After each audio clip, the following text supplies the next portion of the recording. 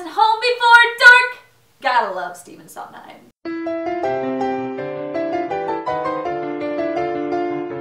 Into the Woods is a Broadway musical that has garnered a really big, strong cult following. Now we all know that Disney loves to take their movies and make them Broadway hits, but this is the very first time that they're taking a Broadway hit and making it their own. Broadway fans are kind of on edge here because they love this musical and they really don't want it to be messed with. I totally understand that. But if Disney were to choose any musical to want to make it its own, it would be Into the Woods. When Broadway legend Stephen Sondheim wrote this musical, he took a lot of the Grimm's fairy tales and put them into one as if it were in one universe. You know how Disney fans love to combine their universes. The two biggest being Cinderella and Rapunzel, but they've also added a whole lot more to the gang. In addition to them, they have the baker and the baker's wife, played by Emily Blunt and James Corden.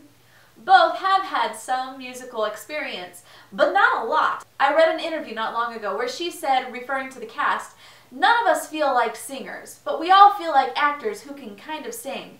At this point, this is where the Broadway nerd gets that little tick in his eye. It's like, don't tell us that!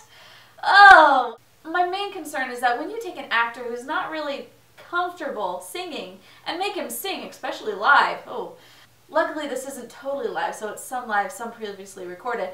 And for their case, I'm happy. Because if you take an actor who's really not comfortable singing live, he's just not going to be able to act. I really hope that they didn't put any of these characters at a disadvantage from the get-go. But I have heard some really good things, especially since a lot of the cast do have a lot of musical experience. For example, Kendrick playing Cinderella, I'm totally fine with that. She can handle it. She's good. And though I gave Meryl Streep a meh in Mamma Mia, you know, I think that she has what it takes to pull off the witch. And I really do mean that in a positive way. Daniel Huddleston, who's playing Jack, aka Jack and the Beanstalk, he also played in Les Mis, but he also played that part in London on West End, so, you know, that's legit. And oh yeah, they have Chris Pine. I like him. This is actually his first musical debut, so it'll be interesting to see how he does. I mentioned this in my first video, but I'm going to say it again, that I really like how they're still hiding the face of Johnny Depp as he's playing the Big Bad Wolf. Now, from what I've heard, his song is kind of like the big moment in the movie.